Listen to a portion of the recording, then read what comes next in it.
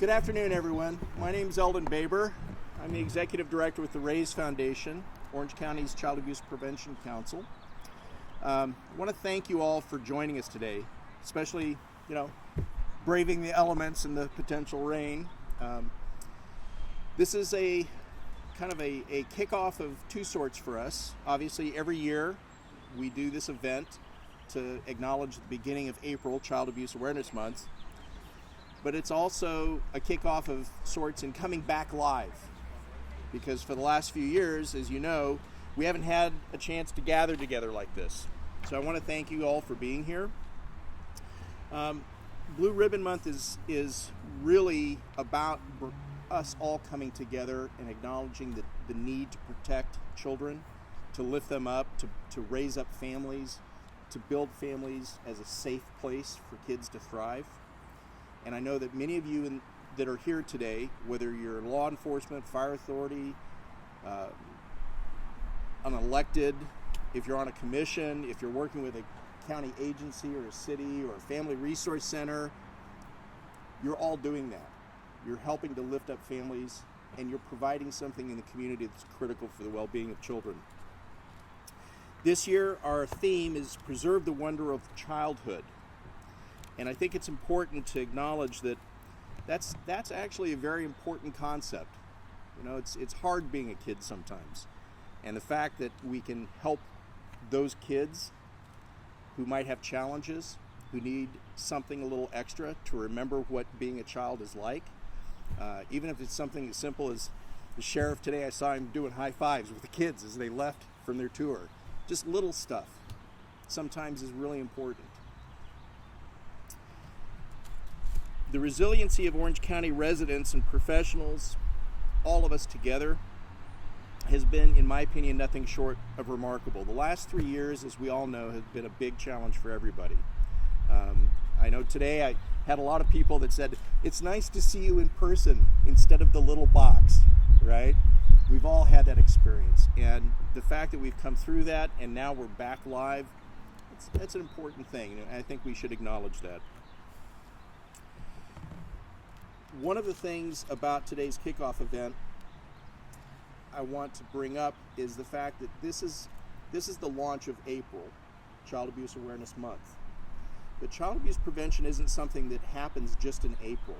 We all know that. It's something that we need to pay attention to year-round, whether it's working with families to help them understand issues about behavioral health, substance abuse, parenting, all of those factors that go into strengthening an environment for a child to thrive and have a healthy, safe life. Those are critical issues for us. Our website, theraisefoundation.org, has a number of resources like many of the other websites for agencies here. DA's office, sheriffs, social services agency, we all have a lot of resources out there. I want to encourage everyone who's here to make sure that you're making yourself aware of what those resources are so that you can share them with families. I also want to just make sure that folks have a little taste of some things that are coming up in April. April 22nd, we have a Day of the Child event that'll be happening in Anaheim. And we're partnering with some of, the Raise Foundation has a lot of partners. We can't do this on our own. And one of our roles and responsibilities is to try to coordinate with other organizations and service groups. BACA is here today. I'd encourage you to check out their table, but they're helping us host this event in Anaheim, along with an organization in Anaheim called Higher Ground. Two wonderful groups that have been working with us on child abuse prevention for years. So if you can join us on the 22nd, I think that's going to be a wonderful event. We're expecting 1,000, 2,000 people to show up. So it's going to be a big event for families. April 11th is Wear Blue Day. The county supervisors, thank you supervisor for joining us, has acknowledged that day as Wear Blue. So I was mentioning to somebody earlier today, I have a lot of blue ties because I can't wear the same tie every day in April. Blue jeans, blue shirts, blue ties. I know Sheriff Green is not quite going to work for you, but you got the blue ribbons. So make sure that you're paying attention to that. April 13th, the Chicago School of Professional Psychology is hosting a workshop, The Impact of Discrimination on Healthcare Options. If you got a chance to participate in that, please do. There's a number of different events that are happening inside the community. The City of Westminster, the Westminster Family Resource Center, for example, on April 1st and 8th, they're going to host a bunny hop event. Okay, great family activity. BACA is doing events throughout the month of April. We've in the past talked about doing like rides around the county and those kinds of things as options. So hopefully we'll get back to doing those things as well. I think that's enough of me talking and encouraging you to participate, because I know you already all do. At this point, I'd like to acknowledge our Child Abuse Prevention Council members. These are folks who volunteer their time to be part of our council. If you would please stand up so that everybody can see who you are. Jana, come on, go ahead, stand. If you're on the council, stand up. All right. We really couldn't do any of the things we do without the folks that spend the time on the council. And so if you have a chance, just say thank you to them before you leave. I'd also like to say thank you to our Raise Foundation staff, our employees and interns this wouldn't happen today without them, whether they're an intern, a volunteer, or a staff member. So guys, thank you. And now I'd like to invite Sheriff Don Barnes to join me, because he's going to be leading us in the pledge. Thank you. Thank you for the opportunity to be here. And when you think about Child Abuse Prevention Month and the opportunities that it presents to all of us, if you look around here, we're all adults. We all were once children, and we know what childhood means to each and every one of us and what that represents. So we have a responsibility as adults, to protect those who are the most vulnerable, and those are our kids. So please always focus on appropriate intervention strategies, connection to resources as necessary. There are plenty in Orange County, and most importantly, if you see something that you know needs to be addressed, report it appropriately to the authorities so that we can intervene as necessary, because we have great programs not only that are punitive, but that can restore families back to where they need to be and put them in a better place. So as we pledge allegiance to our flag, and especially during this month, and I love the title you have, The Wonder of Childhood, and you think about what the flag represents nationally and internationally. It represents hope and liberty and trust and all the things that are consistent with what values that our children should have and embrace every day. So if you're able, please stand. If you are a veteran, you have earned the right to render a salute. All others, please hand over heart. Ready, begin.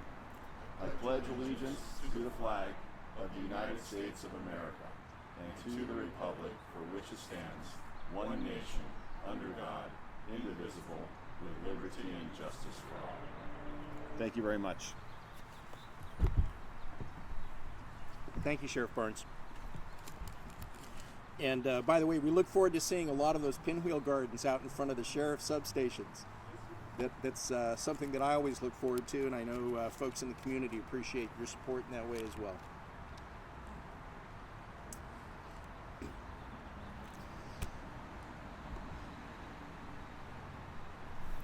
At this moment, I'd like to acknowledge Supervisor Vicente Sarmiento, who has joined us representing the Board of Supervisors, District 2. Thank you for joining us. I know you have some remarks that you'd like to share with us, so if you join me.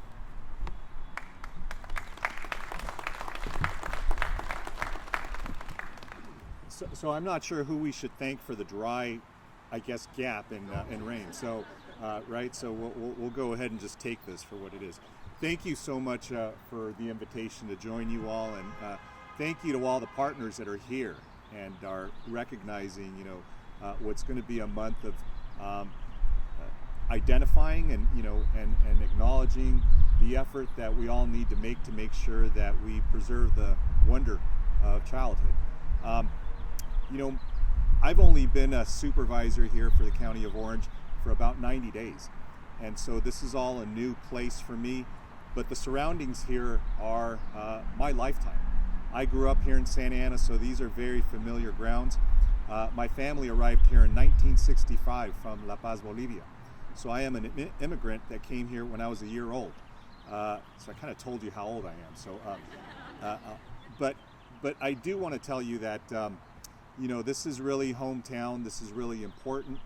The issue that we're talking about is so incredibly important that I brought my son with me today, Diego, who's on spring break from UCLA, and he's right there. Raise your hand, son.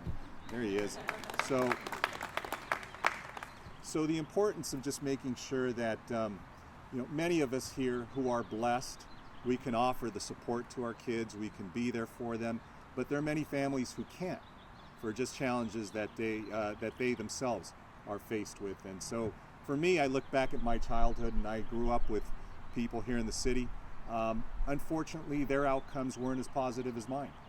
And many of my friends that grew up with me in grade school were products of the public school system here in Santa Ana Unified. Unfortunately, met with some bad outcomes. Some of them are incarcerated. Some of them have passed away at way too early of an age. And that all has to do with what we're talking about today. What made my outcome different than theirs? And so, I was blessed enough to, graduate from high school, go on to college, receive my law degree, become a council member here in the city I grew up in, and eventually mayor and now supervisor. How can we make that reality a reality for anybody else who's, no matter what the challenges are? And, one of the things that I look back on is the fact that, I had a mother and father that were just constantly, monitoring what I was doing, supporting the things that I was interested in, and just being there for me. That's not the reality for many families. Many families, unfortunately, are challenged because they have to work multiple jobs. They're insecure about rent, housing, food, and just healthcare. Basic things that many of us take for granted. So our goal, I hope, together, is to call out the obvious abuse, but also look at the neglect and that gap that many families have, which are things that make a childhood more traumatic. When you're wondering whether you're going to be able to come home to your home, to have a house to come home to, whether you're going to have food for that day, whether you're going to, not be able to go to the doctor when you don't feel well. Those things are traumas and crisis that cause a person not to have the outcomes that many of us have had. So I hope that this will provide us a window and a moment where we can all reflect on these subtle problems and maybe not so subtle problems that we can all talk about, because we can all call out a bruise and physical abuse and obvious abuse, but it's those small things that I think we carry with us and maybe make people's lives more difficult as they grow up. So I want to tell you, I'm very grateful to be here. I'm very happy that the Board of Supervisors will be recognizing April 11th, so we can all wear blue that day, whether it's a ribbon, whether it's a suit, whether it's anything else in blue, just to call attention to this and let you know that we're all in this together, because I always feel like, I was raised by my parents, but I was raised by this community. And I think people who stepped forward and just offered me words of support and words of kindness, and that made me feel confident and able to take on challenges in the day. And so thank you all for being part of that community and part of that village to help us raise healthy kids in a safe space. And please, on April 11th, I want us all to be wearing blue. Thank you very, very much. Thank you, Supervisor. I'll say maybe you and I have something in common, because I grew up in a family where, the mom was right on me. So I didn't get away with much. And when I did think that I got away with something, I learned that lesson pretty quick. So thank you for joining us, and thank you for your comments. It's now my pleasure to introduce a longtime champion and friend for the Raise Foundation, District Attorney Todd Spitzer. Just as a note, come on up here. Just as a note, this is not about age, but 20. It's been about 20 years now that Todd was one of our champion award winners. And he was telling me today that he still has that award up at his house. So that means a lot to us. Thank you for being here. All right, thanks, man. Appreciate it very much. Thank you. Well, good morning. I can't thank you enough for having me. And let me just tell you, with our chief of probation here, Chief Hernandez, and our county supervisor, Vince Sarmiento, the fire authority folks, I hope they're going to talk, and I think they're talking about drowning. When I was on the fire authority, we started a drowning prevention task force. I want to introduce Jana Hoffman. She's an assistant district attorney, and she oversees our family protection unit. We see the dark side of people who really, quite frankly, have no business having children, which is one of the saddest comments if you actually think about it. You may have read recently a woman who gave birth to a baby in a bathroom in one of a local gas station and put that baby into a trash can and then covered that trash can with paper towel. I've reviewed her interview with the police, and it is beyond heartbreaking. When I first heard about the case, I said to my staff when I was getting briefed and before I actually started to look into the case, that's not natural. It is not natural for a mother to immediately give birth and then abandon her child. There's something else seriously going on here, and we as prosecutors have a responsibility and a duty to understand that. Don't think for a second that Supervisor Sarmiento isn't one of the most talented elected officials we have here in Orange County. He is. And while he may be on the board for a mere 90 days, he's doing a phenomenal job having represented this area and supporting the collaborative courts and the other courts that we have, as well as Chief Hernandez in terms of probation. We now look at the whole person in the court system. When I started in the DA's office 33 years ago, he was giving away his age, right? I was trained to prosecute a case and basically not think about it, not get emotionally involved. Just prosecute the case, get your conviction, move on to your next case. And because of the hard work of Sheriff Barnes and Supervisor Sarmiento and many, many, many others, we try to look at the world a very, very different way, and that's our responsibility. And the Orange County Healthcare is here today. The work we're doing is short of phenomenal. And the Race Foundation has played such an important role in our evolution here in the county, understanding that we have a big and real responsibility, and we're all in this together. Some of you know that I have a Harley Davidson. I look at it in the morning when I'm leaving my garage in my car, and we were laughing because I need to go out and ride with them. But I have it on a trickle charger because I don't ride that much. Trickle charger keeps your battery, supposed to keep your battery fresh. I tell you that because the folks that are here from the motorcycle community and from rider community, they've understood this for a very, very long time. They've been at every event for kids. They're at the Crime Survivors event that'll be coming up. Crime Victims Week is at the end of April. And they've always been deeply committed, and I'm very, very grateful, both as a rider and just, being here as compadres, that you are here supporting this event. So thank you very much for that. The police in Anaheim went to check a welfare check recently on a family, and biological mother and father were separated, and biological father now had a new relationship with a new woman.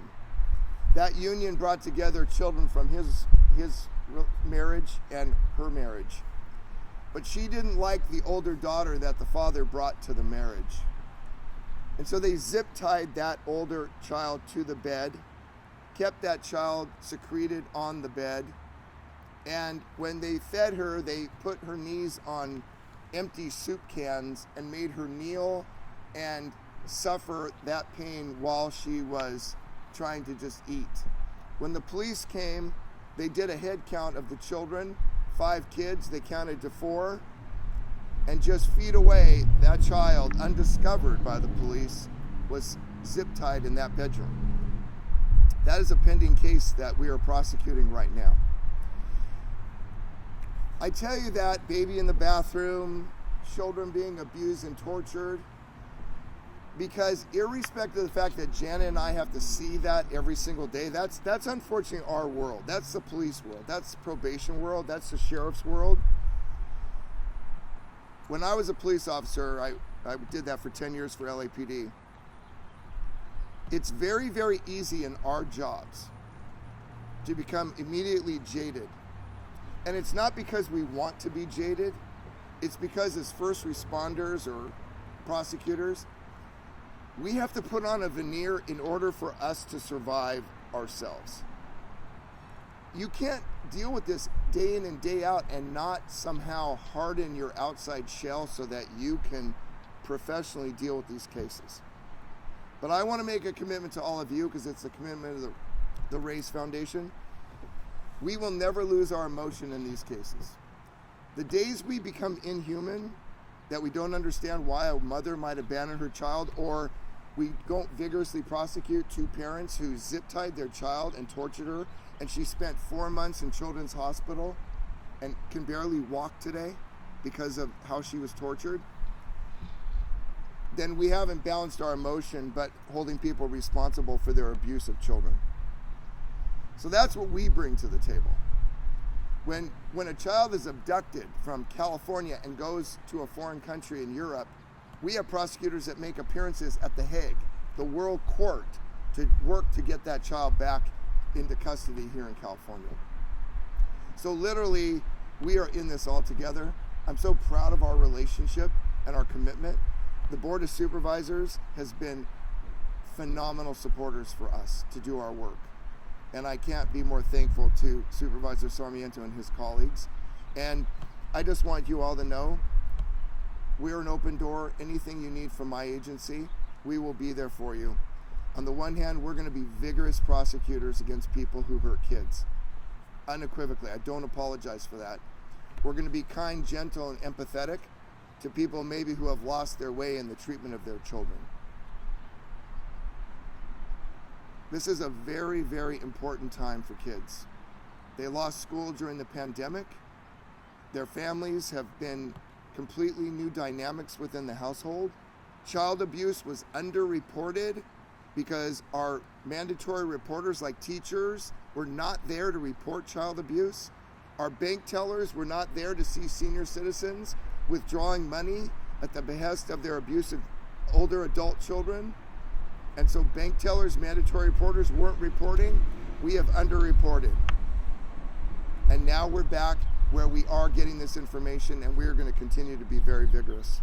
So again, thank you for this opportunity. You have my 100% commitment. And thank you again to the Race Foundation, all the work it does. Thank you so much.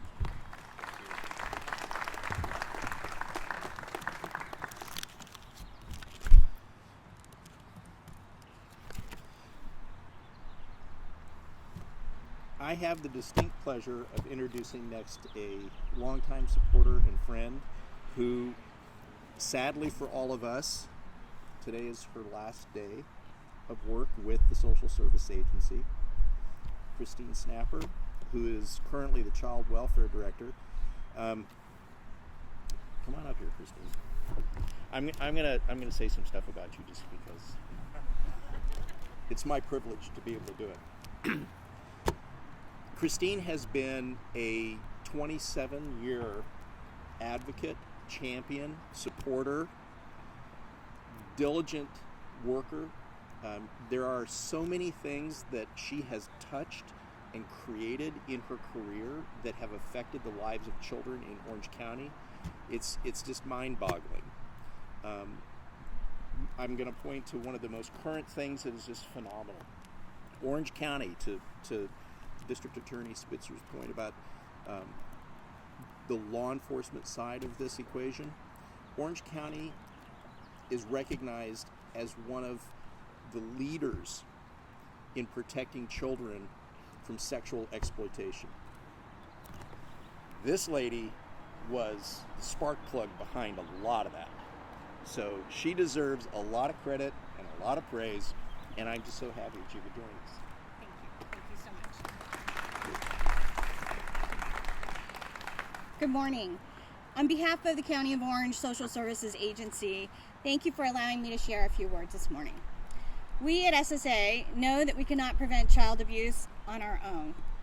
Our community partners, including the Raise Foundation, who convenes Orange County's Child Abuse Prevention Council, work tirelessly to educate and change conditions for children and families to ensure that our children are safe, living in nurturing and permanent homes. Another partnership we especially are grateful for is the Families and Communities Together program. That's FACT, our Family Resource Center platform. FACT FRCs are in our neighborhoods, and they're essential to providing family support, education, and resources to help families and children remain stable and strong.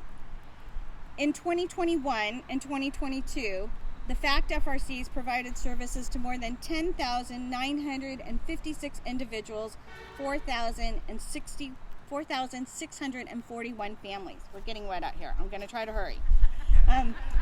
The 16 FRCs really provide a space for our kids to really preserve the wonder of childhood. It gives them an opportunity to have activities not only with the neighborhood families, but also within the FRCs. So we're grateful for that. Currently, there's more than 839,000 children that reside here in Orange County.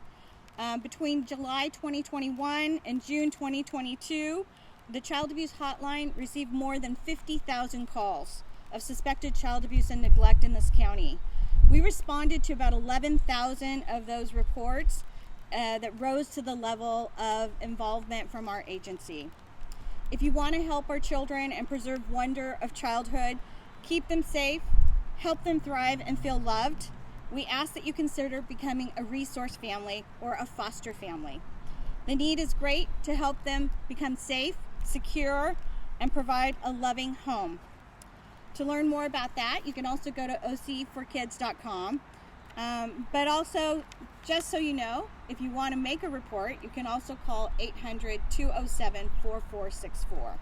On behalf of Orange County Social Services Agency, thank you for the support, for taking care and serving our children and their families, and for working together to prevent child abuse and maltreatment. Thank you for helping us keep families strong, safe, and our communities safe. Thank you so much.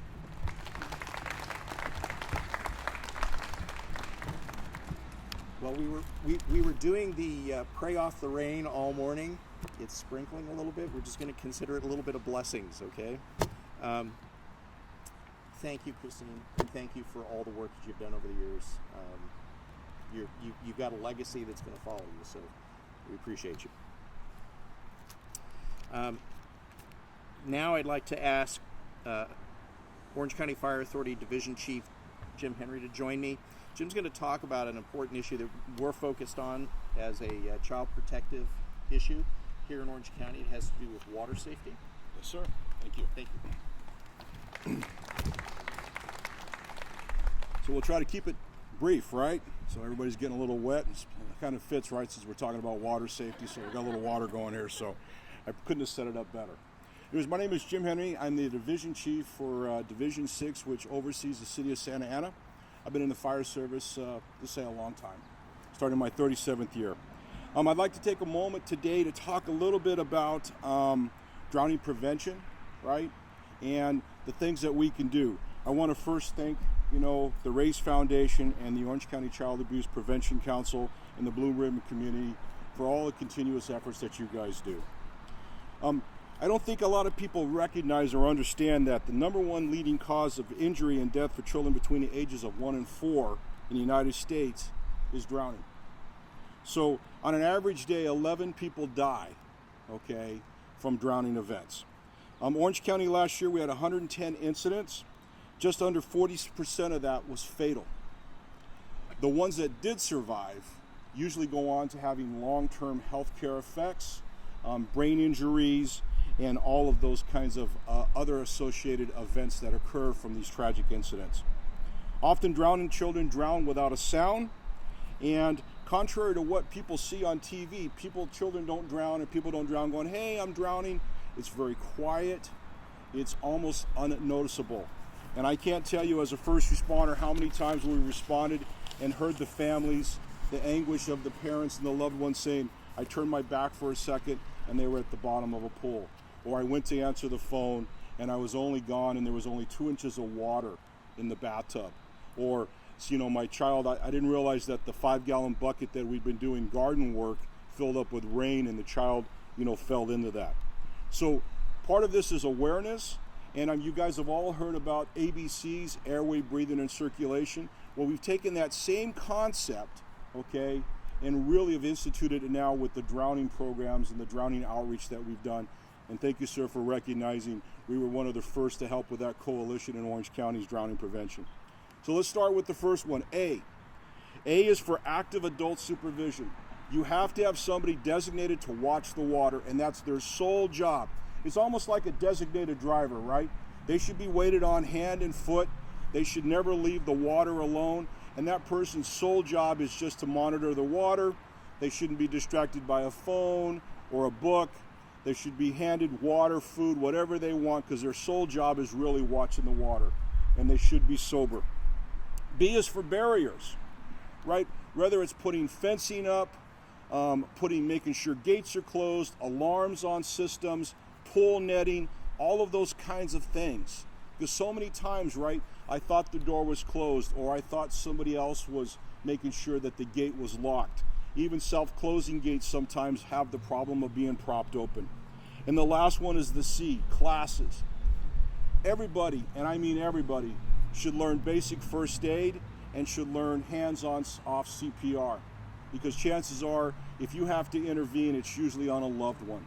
And those classes are available at no expense, and you can reach out to the fire authority. We're happy to provide hands-on CPR at no cost, to community centers and community events. The last thing about learning CPR is learning how to use an external automatic defibrillator, and it's very simple. The best thing is people are like, I don't know what to do. You turn the machine on, it tells you what to do, and we use pictures. So I want to remind everybody, I know it doesn't feel like it today, but as the weather warms, right, we just need to bring our awareness up. Again, children drown without a sound. Children drown in as little as 2 inches of water. So be water wise, be water safe, prevent the tragedy from happening. We all have that responsibility, and just making sure that we increase our awareness like everything else.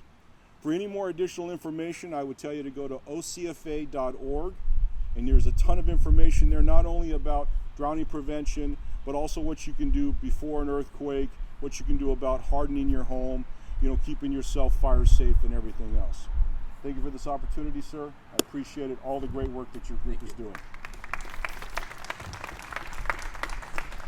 Just as a side note, Orange County, again, stands head and shoulders above the rest of the country. Shockingly, there is no national database on pediatric drownings. But Orange County was selected as a pilot site for a CDC-funded National Center pilot on creating that database. We're the only county in the country that was selected. All the other pilot sites are states. So again, thank you for that effort. I know that was part of why we were selected, because again, we're ahead of the curve in Orange County. So now it's that time for us to move a little bit more to a public speaker that I'd like to welcome, who is here to share with us a survivor story. Helen Marie Diaz Aceves, come on. So, thank you for joining us. I just want to say that one of the things that is so critical in this effort is the willingness of people who've experienced this firsthand. District Attorney, much like you said, from your perspective in law enforcement, from the standpoint of a first responder, that's a perspective. But when we can hear from someone who's had the lived experience, that's something that can really resonate with people. So, Helen, thank you for joining us. I appreciate that. And I think I stopped the rain, so that's a good thing. Hopefully. Thank you so much for having me. I will say it is an honor to be here for many reasons, and one of the biggest reason is because I've been in this audience many times over the years. and listened to the many great speakers that came before me. And now today, I share my healing journey as a survivor of child abuse. Because it is my mission to bring awareness about the effects of childhood trauma and join the fight to destigmatize mental health.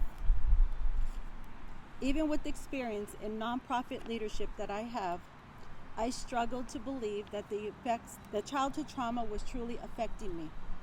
Why? Because the stigma is real. Even with I believed that I was fine. I was breaking barriers as a Latina, the college education. I believed that I had my life under control because I got this, right? But I was wrong. I had to learn the hard way. Unresolved trauma began to surface. At 49 years old, I lost my job. At 49 years old, I started therapy for the first time in my life and diagnosed with complex PTSD. Now at 50 years old, I am determined to share my story to help others. As part of my healing journey, I started writing poetry, and several of those poems that I've written are published in my book, and I read them in therapy. In my book, Journey Reflection. And these are memories that were once difficult to talk about that are now memories in the past. Now today I will read a couple poems for you. Now this first poem is published in this book and is dedicated to this little girl on the cover. It's me.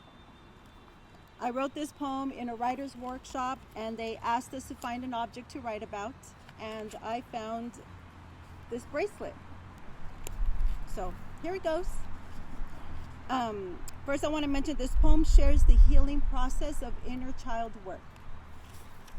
This is called Loyalty and Hope. As I dig through my jewelry box, loyalty and hope are the words that you see, dangled in a bracelet staring at me. Loyalty to the self, not to anyone else. Hope for what comes up in my life next while brushing off the dust. The child self is looking up to me now, counting on me to be kind to myself. Gently whispers, here we go again. She is holding on to hope, trusting the adult me, for she was once a lonely and lost child wandering aimlessly. All I can do is give her loyalty now. I understand my story that has led to this journey, to give her all that she needs, to love and nurture and with open arms to make her feel safe and secure. Loyalty is what we need right now, to be true to ourselves while embracing our self-worth. Loyalty is more than being true. It is authentic, genuine, and living our truth. To be strong and to stand on our own 2 feet, to know we can prosper even at age 50. Hope is what helped us to survive year after year since the age of 5. Hope allows us to dream, create, and write and be free. With loyalty and hope, let's hang on tight. We are in for the long, enduring ride, no longer living in the past, now understanding, overcoming, and healing at last. Let's bring you to the snapping fingers. Open mic time. So now this next poem I wrote specifically for today. And now my story also comes with many happy childhood memories. And one memory is I loved playing in the playground as a little girl at the park. So my inspiration for this poem came from actually observing children at play. These happy memories are what we must remember as adults to better help children thrive in that great wonder and magic of childhood. As I read this, I want you to take a moment and think of your happiest childhood memory and hold on to that thought. This poem is called Preserve the Wonder of Childhood. Children with the freedom of self-expression, encouraged to be who they are. The laughter, the giggles and cries surround the playground as I sit and observe from afar. As parents play, interact, or watch close by, children are who they are with so much inside, thriving on the release of their true self from the depths of their soul while modeling their mothers, their fathers, their grandparents, and teachers.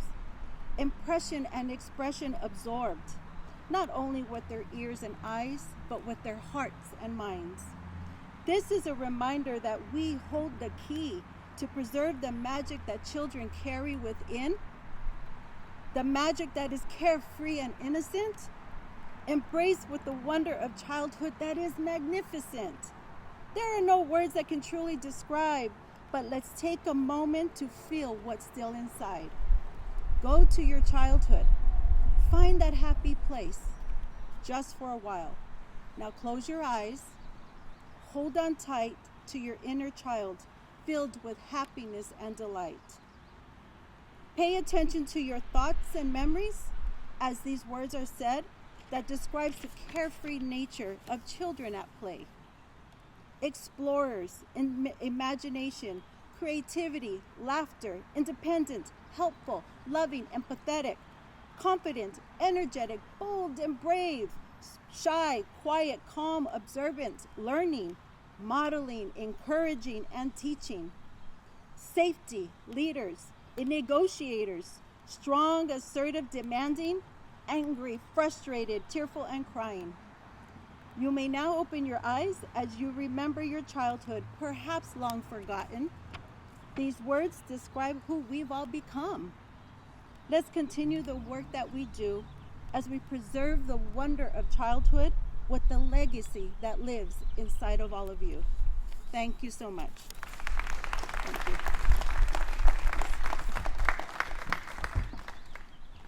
Helen, thank you. That's a wonderful you. surprise to have a Yes. poem specifically for today. Just for today. Thank you. Perfect. I'm going to ask Christina to join me again. This is the part of our program every year that is bittersweet for me.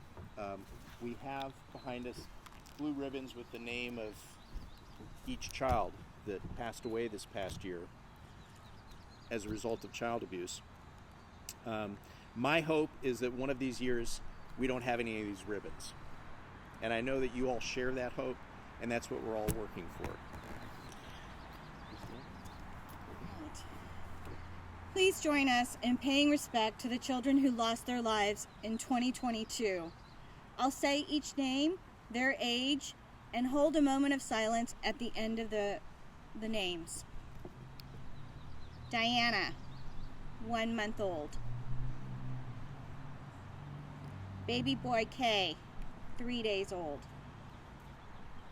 Callie, 3 years old. Richard, 8 months old. Sarah, 7 months old. Danielle, 14 years old. At this time, we're going to release the doves, and you'll see that behind me up above on the stairs. So let's take a moment of silence as the doves are being released.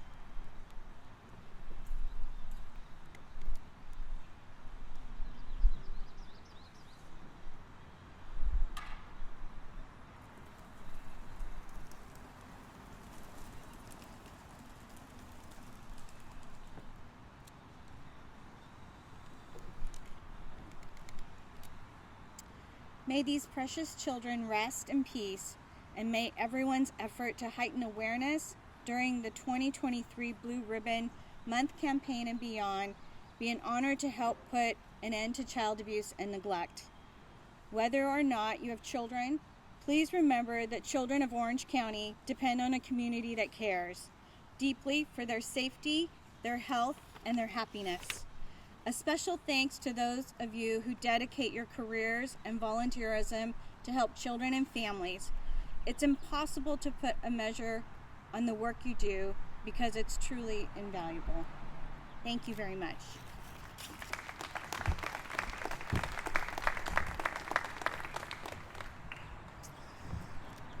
So that brings us to the conclusion of our program today. I want to thank you all again for joining us.